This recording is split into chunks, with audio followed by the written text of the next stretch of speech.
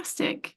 And I would love, I know most people have got their camera off today, but if you feel comfortable typing in the chat box, I'd love to know where you're zooming in from and maybe one word to say how you're feeling today. If you can kind of capture feeling and our basic feelings, right? Happy, sad, mad, right? But we can go a little deeper than that.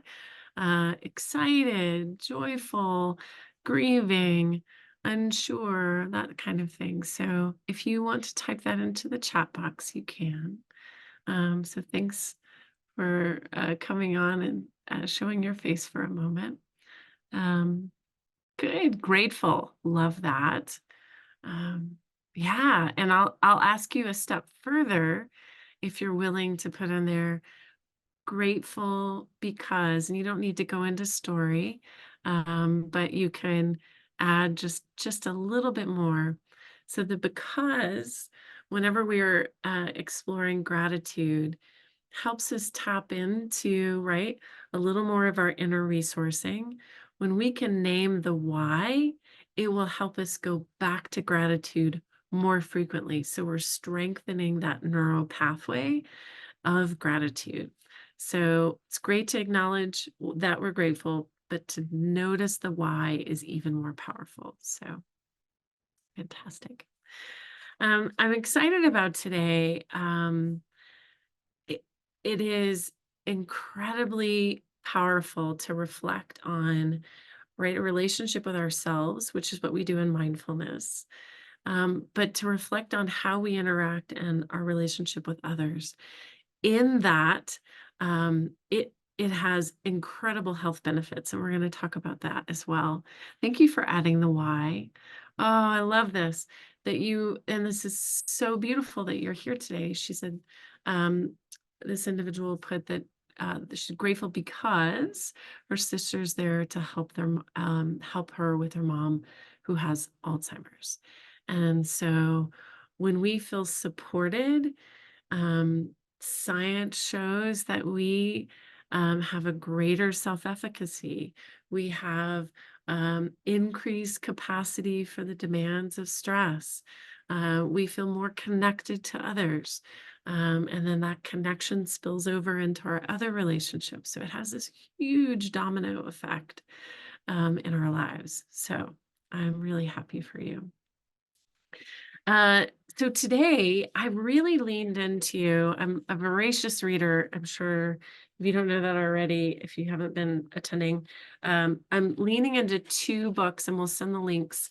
One is called Making Great Relationships by Dr. Rick Hansen. If you're not familiar with Rick Hansen's work, his son does like a podcast, and I can't remember the name of it at the moment, but I'll send that as well.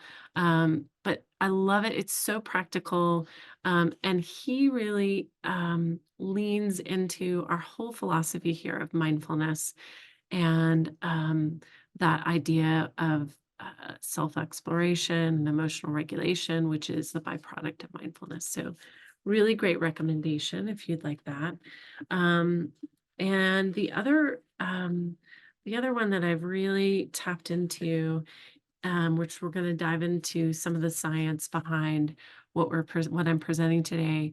It's called The Good Life, and it's based on an 84-year Harvard study that followed the lives at first, right? Science really dove into the lives of men and did not really go into the lives of women, but now the study is expanded and is very diverse and multifaceted, not only within men and women, but within other racial diversity. But it is the longest running study historically that we have on what actually makes a good life. And the dominant thing that they have cultivated from 84 years of study is that relationships keep us happier and healthier across our lifespan, and loneliness will erode our health. So relationships actually keep us happier and healthier, and that's like full stop. Um, so living in relationship is critical for our mental, physical, and emotional well-being. So we're going to start today. Pull up my slides. Right. And did it? Oh, maybe not. There we go. Perfect. Um, let's just start with a little check-in here. So these are some of my absolute go-tos when we cultivate mindfulness. And so again, mindfulness is our capacity to be in the present moment, non-judgmentally, and it helps us do the next step, which is respond rather than react. And so when we cultivate these practices, mindfulness is so overused right now. It's such a buzzword. Have mindful speech, try mindfulness. But the overarching importance of mindfulness is that there are so many different ways to explore it and to use it. And each of these tools might help you in one situation, and one might be better for another situation. So when we expand our overall bucket of these tools, then we have way more resources at hand to be able to have a healthy relationship, to be able to explore what we have control over and what we don't have control over. So let's start. First of all, I asked you kind of how you were feeling, if you were able to name a specific feeling. That's kind of step one for emotional regulation. Just noticing, well, what am I feeling? Okay, I'm feeling gratitude. So here, if when we're looking at emotional temperature, if you're feeling gratitude, where is it coming from? Well, that one of the caregivers said, well, her sister was visiting. And so that makes her feel grateful. So well, then what's underneath that? Oh, she has help, support. And then let's go a layer deeper. Where do you feel that in your body? So let's pause for a moment, reflect on something that maybe you feel grateful for. Think about the why. Oh, I feel support, or I feel um, just the beauty of today. Like we had a little bit of a sprinkling of snow where I am, and I thought, oh, moisture, and I live in the desert. Oh, thank you. And where my heart and mind goes is spring brings me joy, and so I feel that in my heart. To really allow yourself to have this like imagery and experience of what that emotion is telling you. If, on the other hand, today what you're feeling is exhaustion, okay, what's underneath that? Maybe I didn't sleep well last night. Okay, my shoulders feel heavy or tense. So, what can I do in this moment? Right? That's the moment of choice. I can take a deep breath, and I can exhale and notice how that makes my body feel. I can also provide touch, like I can rub my shoulders, I can rotate my neck to take some of that tension out, can kind of shake, can maybe go for a walk later to increase my energy. When you take a moment to not ignore the feelings, but to gauge your emotional temperature, you have so many more options available to you. So, emotional temperature. Let's do a little body scan. Doing these in reverse order. So, a body scan, again, allows us to notice what's happening inside, which is called interoception. So, if I can scan what's going on inside, then I actually have more options for resourcing. So, take your eyes just a little bit off the screen, if you will. And I'm going to just pause sharing for a second. You take your eyes just a little off the screen. Start with the top of your head. I'm noticing my glasses feel tight on my head, so I'm going to remove them. So just by noticing that, I'm going to just touch the top of my scalp. We have some of the most nerve endings, right, in our scalp and our mouth, in our hands, and in our feet. So anytime you can create touch or connection, it actually will shift something internally. So I'm going to notice my face. Is there any tension in my jaw? Maybe I can separate my jaw and teeth. Maybe yawn or exhale. Swallow. I just noticed that I needed to swallow. That's a nervous system reset. Moving a little further down the body. Oh, I just noticed my stomach gurgling a little bit hungry. So that's interesting information. Oh, I'm also noticing that I'm leaning to the side here. I've got my legs crossed, so I'm going to uncross my legs just so I feel maybe both sides of my pelvis. And then I'm going to go down into my feet. So we're moving into grounding. I'm going to, if you have access to your feet, so some people have neuropathy and they don't feel toes or fingers. So acknowledging that, you can take your hands to your thighs instead for grounding. But I'm going to just alternate tap my feet. You could alternate tap your hands, but just to get a feeling of, oh, okay, can feel my feet. When I alternate tap, I can feel a little reverberation or a little tingle. Oh, and then my feet can go still. I just noticed my shoulders drop. Yeah. And when you're ready, you can bring your attention back to the screen, taking a breath in, take a breath out. Now that you've done the scan, right? It took a couple of minutes, but I've learned I can do a full body scan in less than a minute. And the way that I do that, and I've taught this before, I use an old children's song, head, shoulders, knees, and toes. I think head, relax, shoulders down, knees, hips, feet. That was a few seconds. If I can go head, shoulders, knees, and toes, I almost think of it like, if you like metaphors, like the ocean rolling in and rolling out like a wave. I can roll in, scan, and let it roll out. Anything, any tension, I can let the ocean take it back. So rolling in and rolling out. I'd love for you if you're able to type in the chat which one of these felt the best for you that you might want to practice later. Emotional temperature, just checking in with feeling and sensation and that what's underneath all of that. Body scan, grounding, maybe tapping the toes, tapping the hands, feeling like you're in your body in the present moment. So if you will, go ahead and put that right into the chat, which one you're planning to practice. And if you're watching this later at home, write it down.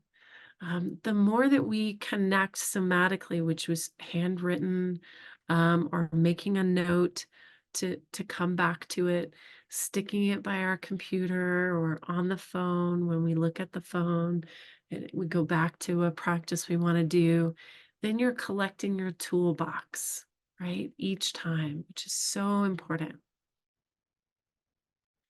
All right, let's move forward. Let's see. Hold on just 1 second. Let me go back again. Oh,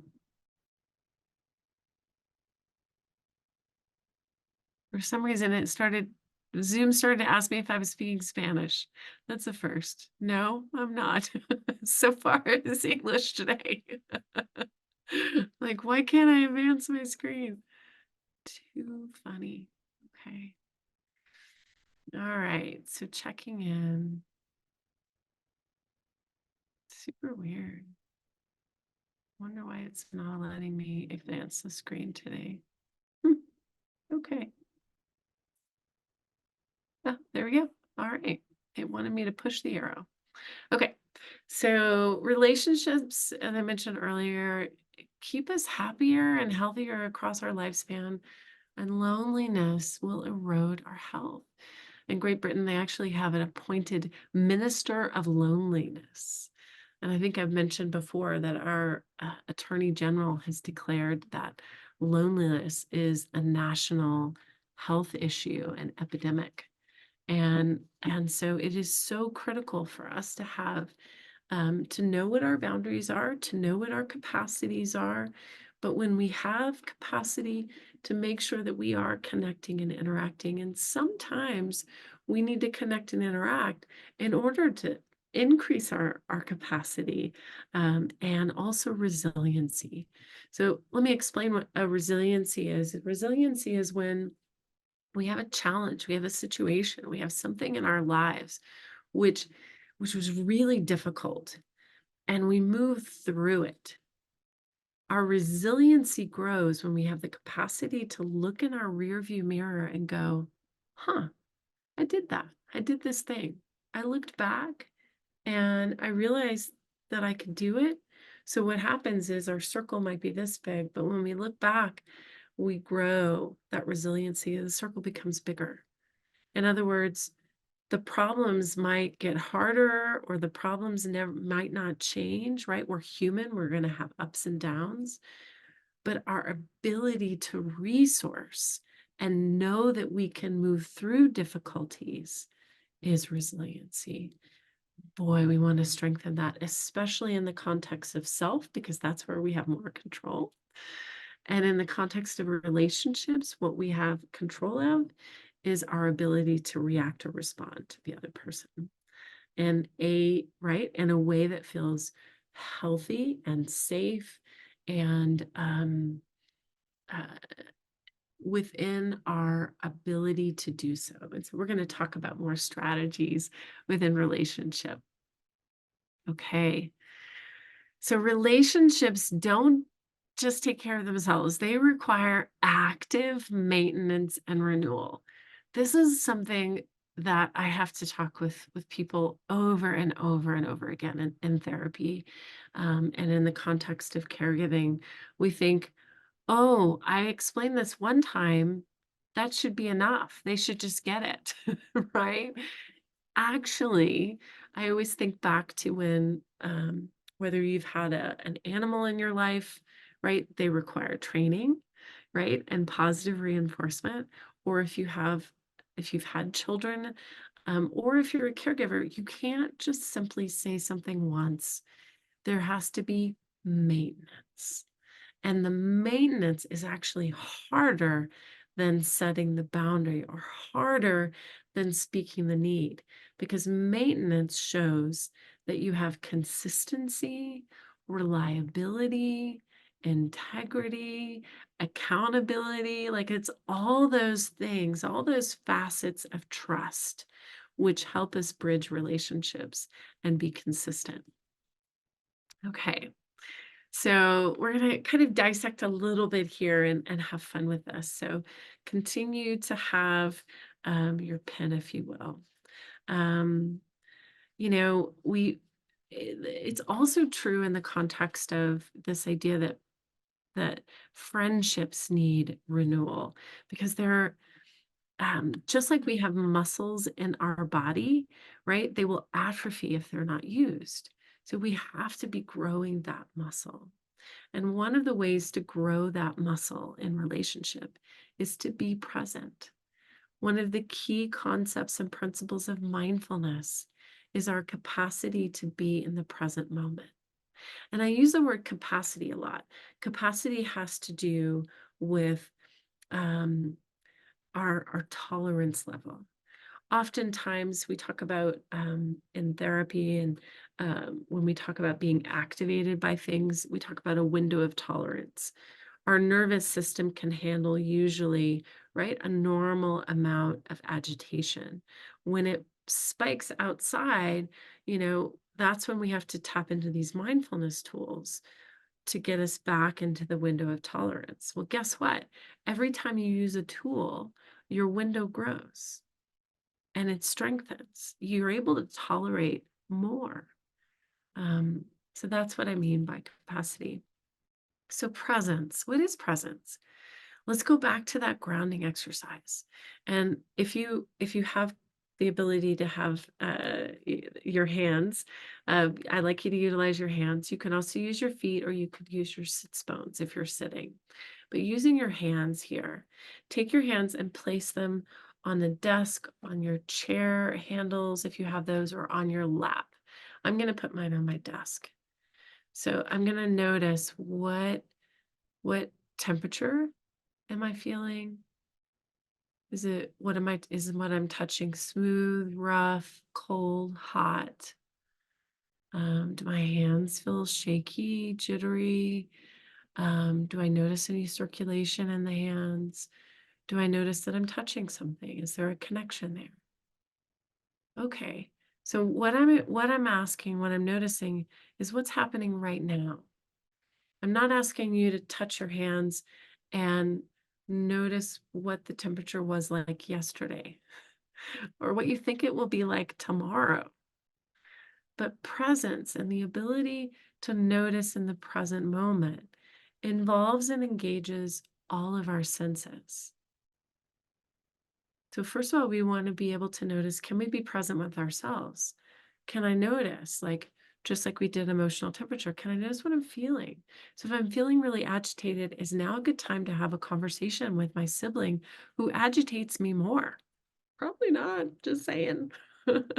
Or if I am feeling really angry, is this the right time to be um, engaging in a really complex decision?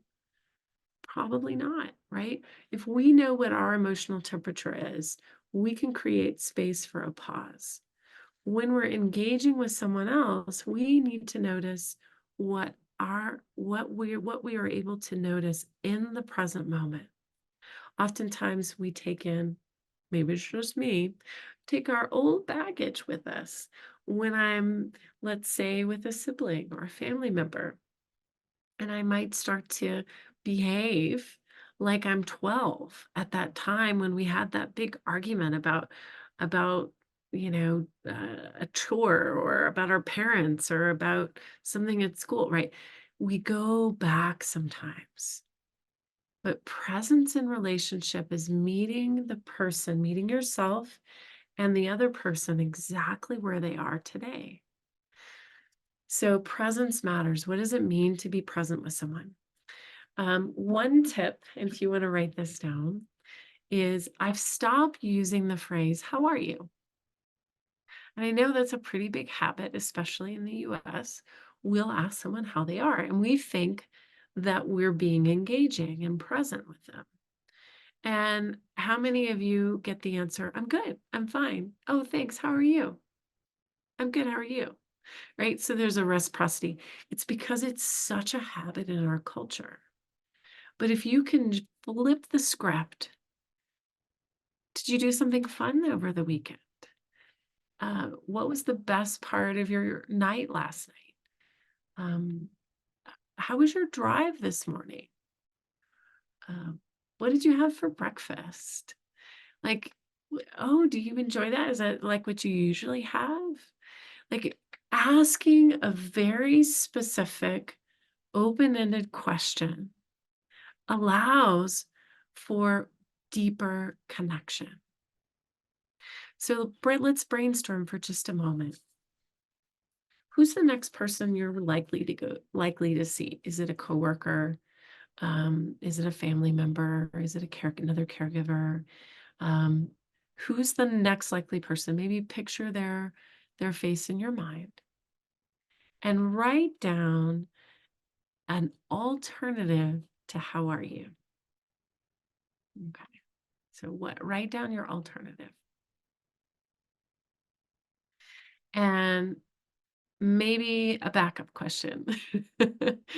So one of my favorites on a Monday is to ask, did you do anything exciting over the weekend? Did you do anything interesting? Did you or if I'm starting to know them, did you get to spend time with your dad or your mom? How was that? You know, oh, I know you're really missing your son.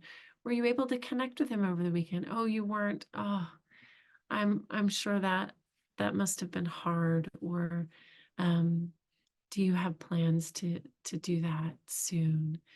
You know, being able to go a little layer deeper, right, enables greater meaning and connection. So I'm hoping you've written that down. You feel free to share it in the chat box if you would like, and that offers some accountability as well. Oh, these are a little out of order. We're going to skip that one. Okay, I'm going to go to this next box here on the top. What people and purposes do I care about? And how can I invest in them? What people and purposes do I care about?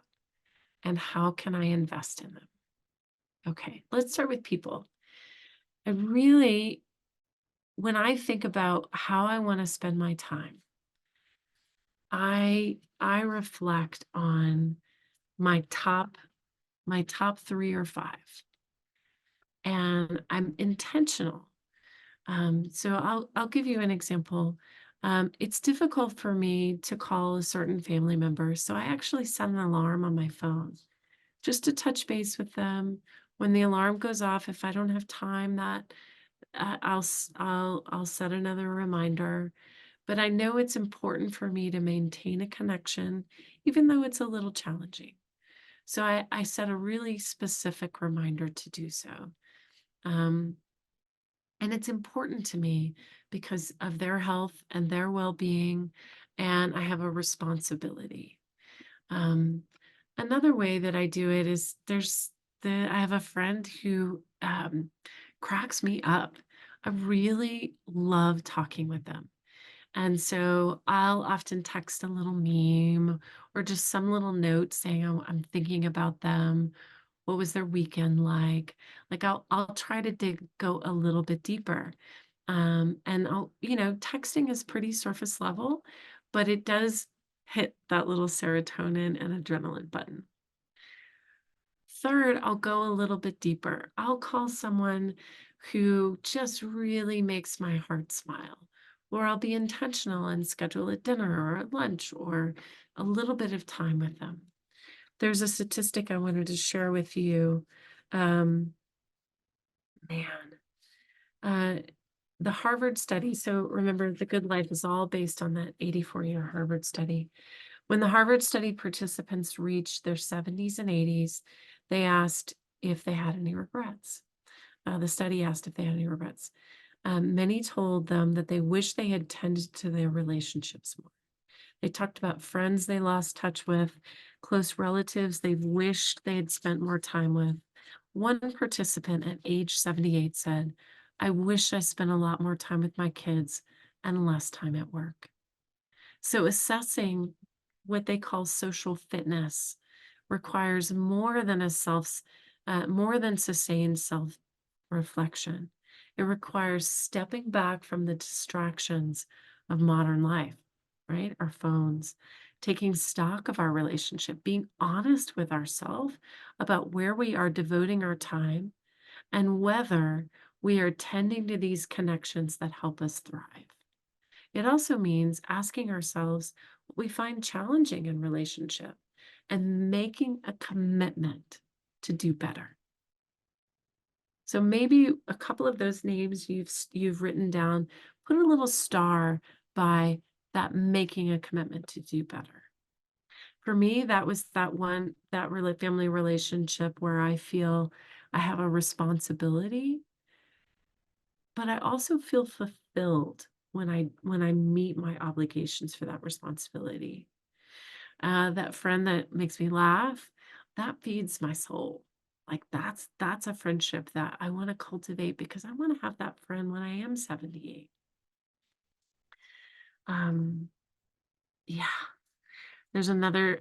Oh, these are heavy statistics. Okay, in 2018, Americans spent an astonishing 11 hours every day interacting with media, either from television to radio to smartphones. So that's like media in general. It's not just texting or watching YouTube. It's like TV, music, phone, smartphones, anything. And then from age 40 to age 80. So think about your life span from age 40 to 80. That adds up to 18 years of your waking life is spent with media. 18 years. Wow. You can prioritize your relationships and choose to be with the people that matter. You can decide with whom and what you do and how you're going to give your time and attention. Yeah. Whew. Okay. Enough of that. So, who am I without all the doing? Right? How does this tie in to relationships? Because we are so, whether we spend 10 hours a day on media, whether that's due to work or due to communication that we need to do, it is a lot of energy going out. What am I doing to replenish myself so that I have the ability to be able to reach out and make better and deeper, more meaningful connections? So, who am I without all the doing? I think about this and I share this with caregivers a lot because we wear the caregiving hat, because we wear the daughter hat, because we wear the son hat, or the worker bee hat, or the sibling hat, or um, the person who has to do it all hat, or, right? We have all of these different roles in our life. Let's imagine one at a time taking them off and putting them on a hat rack. Okay, sibling, mother, daughter, worker, dog owner, homeowner, right? I don't know if your hat rack is full, but mine's pretty full. Okay, so here's what I'm left with is me. What is it that I want? Who am I when I'm not busy doing all these things? I was recently meeting with a client and asked her, what did you love when you were a child? I said, well, I would spend hours drawing cartoons and I would make up characters and I would do art. And as an adult, she can draw an intricate hummingbird and she can create like drawing was a passion, but she doesn't do it anymore. So my curiosity was, well, every time you go to pick up your phone, can you also have a pen and a pad of paper nearby to be a little bit creative? When you're in an intense conversation, can you doodle a little bit to calm your nerves? Who are you without all of the doing? And who were you at that point when you were a child that you just had joy or a moment of regulation? Some of us as children didn't have normal, like a quote, normal or joyful childhoods. But where was your safe space? Where was that place? What did you do that helped you feel regulated? Some people listened to music. Some people like had a corner of their room in which they made into a cave and read books or played with animals or little toys that talk to each other so they would make up stories. Maybe you're a storyteller. Maybe there's a place in your home in which you do feel safe. And if not, can you make a sanctuary? So if we can tap into those parts of ourselves in which they have been dormant, we're going to find new sources of resourcing so that we can and will likely have, right, greater ability to be with others in a deeper, more rich and meaningful way. Another person told me, well, gosh, I used to play tennis. Okay. In what capacity can you start to play tennis again? Well, I can't. I need to like walk first. Okay. Can you start walking with that hope that one day you might be able to? Is ping pong an option rather than tennis if your shoulders hurt? Like, in other words, be creative. How can you start to engage in such a way that you realize who you are underneath all of these different roles you've given yourself? Another person in the Harvard study became really isolated. He's a main character in the book, and Um, at one point in his 60s, they interviewed him and said, where are you finding connection with others? And he said, I'm not. I have no connection to other people. They interviewed him again at 78, and he said, I've joined a gym. I know everyone's name. I go out every day and often. So he would find a new community. And so what is it that you can tap into that you're maybe downplaying a need that you have, either for health or rejuvenation or resourcing? What are you downplaying that you actually need to prioritize? So let's just take a quick check in with that. Let's take a breath in together and a long, slow breath out. Go back in I was use the word Rolodex, and that really dates me. I don't know if anyone even knows what a Rolodex is, but a Rolodex of your memory, right? Or slideshows. I don't know. I was talking to my best friend, and she's like, I have all these slides of when she used to be a weaver. And I'm like, slides? Like, you're not that much older than me. Like, you had slides. So she's, yep, slides. So Rolodex, slides, whatever works for you. File folder. Go back into the files of your memory. Recall a time of something that you enjoyed that was playful. Maybe my best friend was telling me about, she used to do weaving, and she took all these slide pictures, and when she put her loom in the garage, and she just put it back in her living room, and she picked up a weaving from 2 decades ago. And she's like, do I even remember how to do it? She started doing it, and it just brought her so much joy. Maybe it's reading. Maybe it's reconnecting with a childhood friend. Maybe it's rediscovering nature. Maybe it's birding. I don't know what it is that reminds you of something that brought you joy in your childhood, but if you can think back, do you have it in your mind? Notice what happens in your body when you think about that. Maybe it's nostalgia. For some of you, it might even be feelings of grief. That's okay. Just notice. And then take a moment to jot down, what did you love? What did you enjoy? And is it an individual thing? Is it something that you can build a community around? Maybe you like quilting. Is there a quilters group? Maybe you love reading. Is there a book group you can start? My public library, which I love so much, has all of these different things to tap into at all different times. So not just daytime, right? They have things on the weekend, or what can you become a part of that brings you joy? Okay. I'm going to go back. If you would like to share that in the chat, I would love to hear that. I'm going to go back to my slides. If you're still unsure, this next slide I hope will be really important. Do my actions with others align with my values? So when we're thinking about relationship and understanding what we do in our daily life, maybe you are someone who, like the average American, is spending 10 hours a day on media.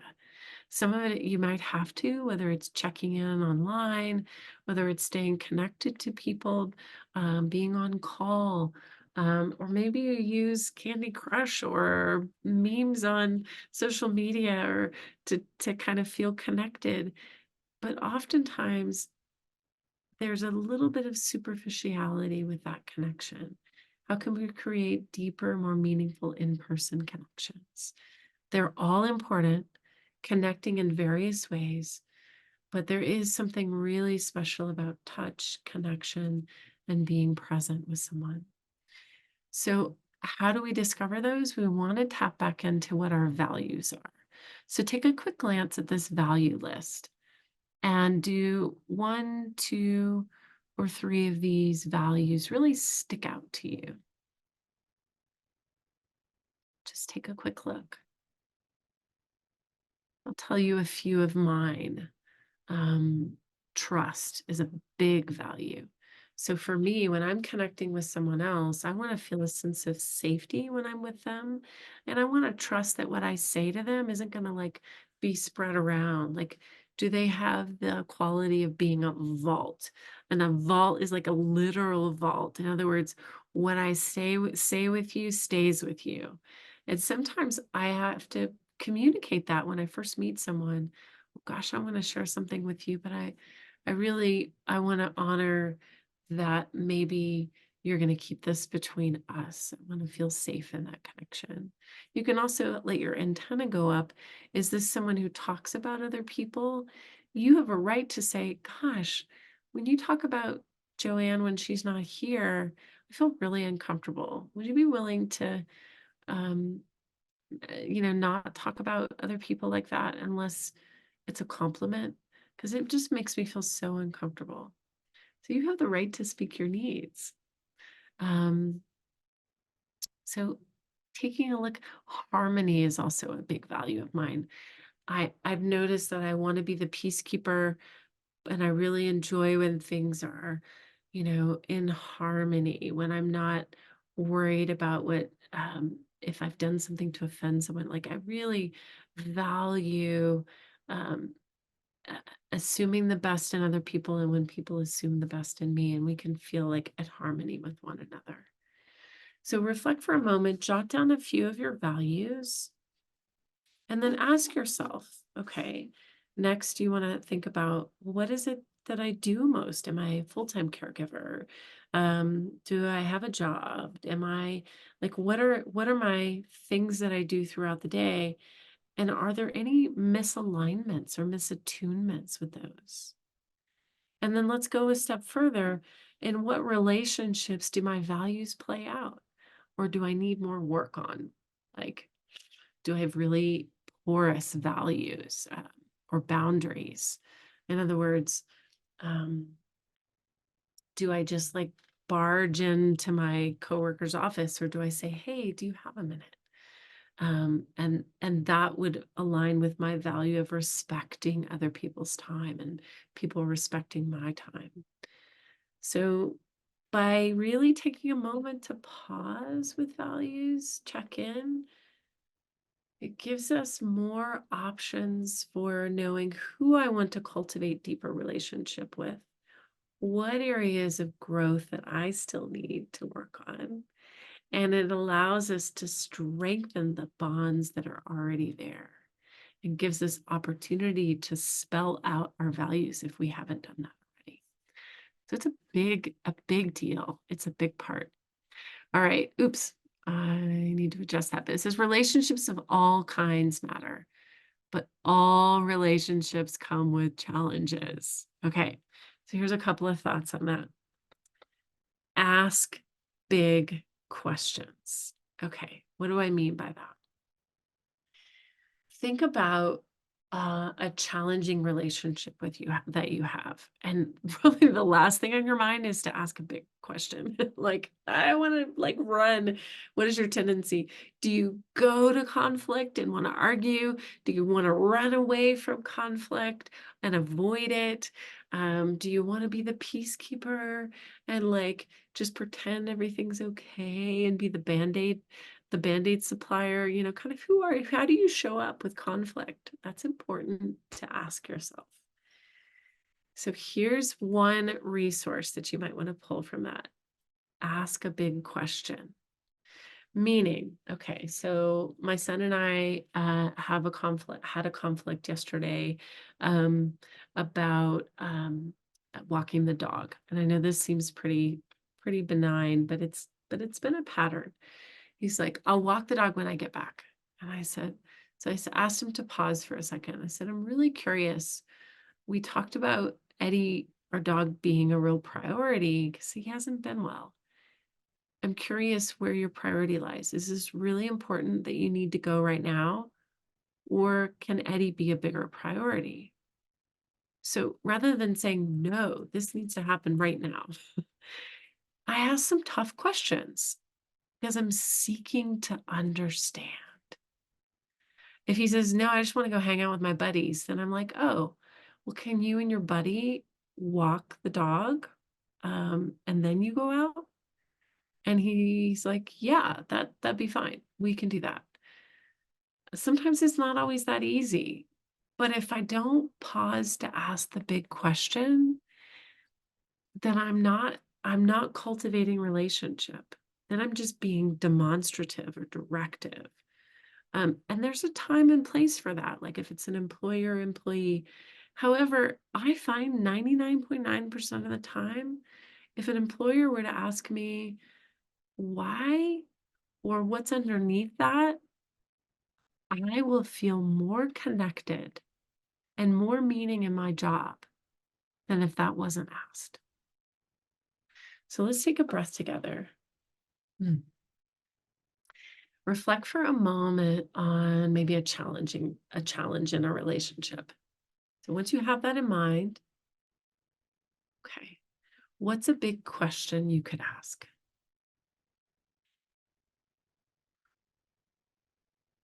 And if you're not sure, let me give you an option.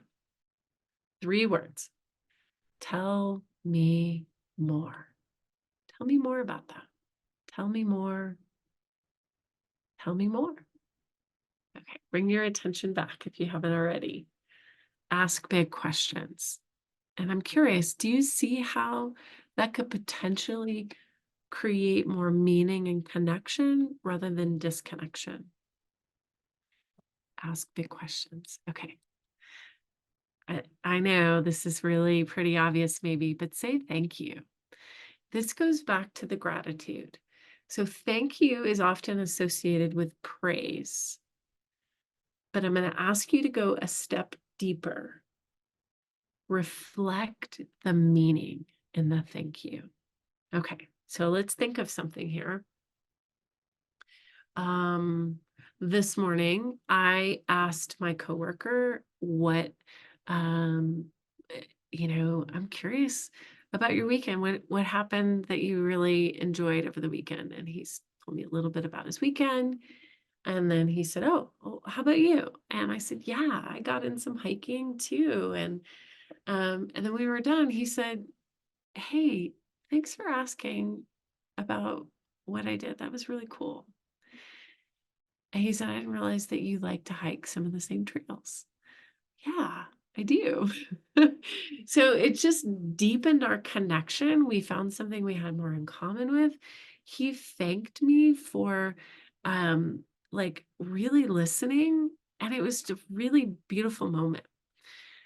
Another reflection is I'll often thank my son for like emptying the dishwasher. But I'll go a step further. I'll say, "Thank you so much for emptying the dishwasher. I was feeling really stressed, and that like took some stress off of me. So thank you." So my hope is, right, the next time he goes to empty the dishwasher, that thought might pop into his head of like, "Oh wow, that made mom feel less stressed out." So giving a little deeper meaning to something creates profound connection. Yeah, someone wrote, um, my wife and I try to ask, what do you not want to forget from today? Oh, I love that question. Oh my gosh, that's really profound. What do you not want to forget? Or if we were to reframe that in the positive, what do you want to remember about today? What feels really meaningful for you? Yeah, I love that. That's so beautiful.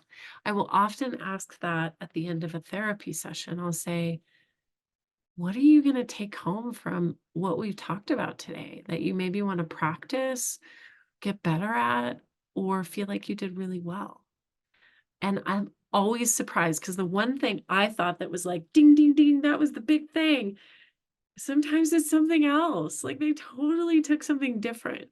So it helps me understand in the bigger context of where that person is, what they're learning, what they're grasping. So if you are, either caring for someone reflect with me something you want to remember about our time together. It might be like, oh, I loved your smile, you know? Yeah. So you can go deep here. Ask for what you need. Ooh, we have had, and I'm going to see if I can remember to link back to our session on boundaries. So you can go back to that one. Um, but asking for what you need. First of all, you need to know what you need. How do you know what you need? You go back to your value list. You think about basic needs, which are food, time, money, nourishment, connection, meaning, purpose, right? We have to know what our values are, what our needs are in order to be able to ask for them. And a boundary is, in its simplicity, where I begin, where you end, what's okay and what's not okay, the space between us which feels safe and connected. There's several definitions of boundaries, but mostly it's our capacity and ability to tap into what we need and be able to ask for it clearly and then upholding that boundary. Boundary and relationships are fundamental. And if you're wanting to know more about that, I'm going to link, we'll send out a link to the boundary session that we did. It's really critical. When I see people who have too strict boundaries or too porous boundaries, right? Then there's either porous means there's like this enmeshment. I don't know where I end and where the other person begins. In other words, if I'm only happy when you're happy, or I'm sad when you're sad, that's a really porous boundary. Or if I'm so strict that I've cut you off completely and I'm not willing to hear what you have to say, maybe that's too strong of a boundary. So where can we find that happy or middle place? Okay, we're going to conclude with this, which I really appreciate. How to stay right when you're wronged.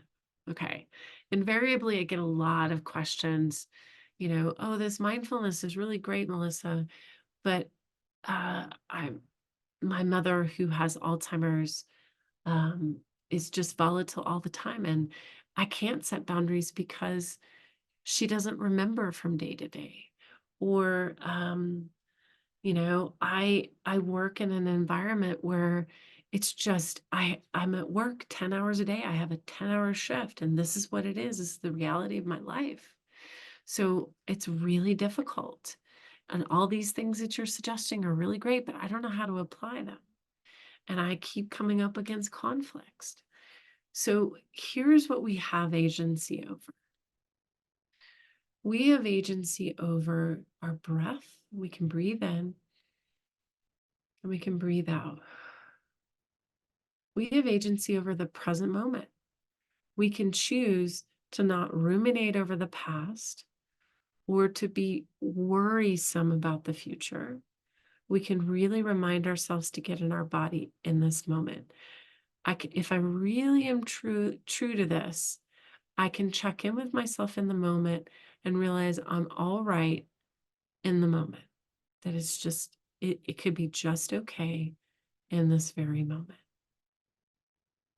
And we can also notice when we come up against challenges and conflicts with other people that we can stay in our center, even when we feel like we've been wronged by other people, or other people might be having a really bad day and taking it out on us, right?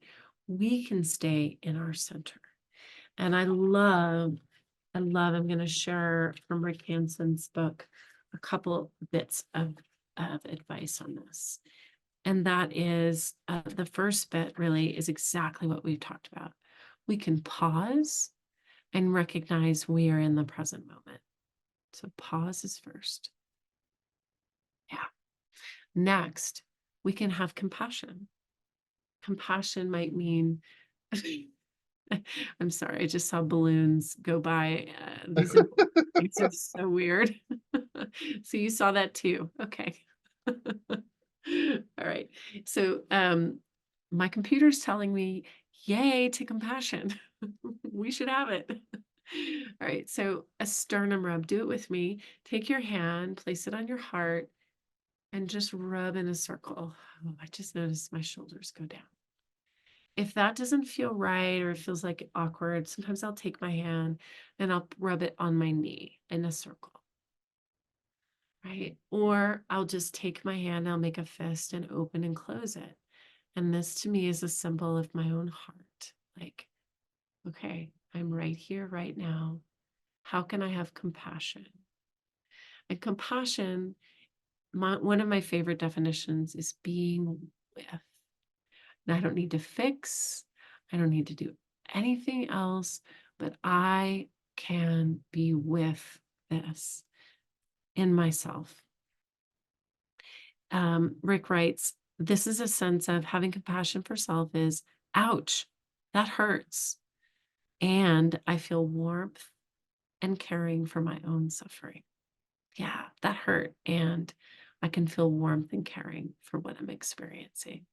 Gee, I'm human. I'm going to feel hurt. I'm going to feel these complicated feelings with other people because we're both human. That's a part of it. The goal isn't to get down to no anxiety or no sadness or no excitement. It's, oh, when I feel sadness, I have these different tools. Oh, when I feel anxious, I have these different tools I can use. Because I'm human, I'm going to have these things. And I can use compassion. That's one of them. I love this last one. I'm going to end with this. Get on your own side. Whew. This is a stance of being for yourself and not against others. So you're an ally for yourself. You can be strong on your own behalf. So, where today, let's reflect just for a moment and close your eyes or keep them open. Where today can you be your best ally? Like, instead of listening to the narrator that's critical, can you choose the narrator that says, "Atta girl," or "You got this," or "I've seen you do this before, you can do it." All right, we're going to finish there. I was so delighted that you chose to spend time together today in this reflection and coming into our feelings and emotion. I mean, like showing up's half the work. Now, the next part is practice. So,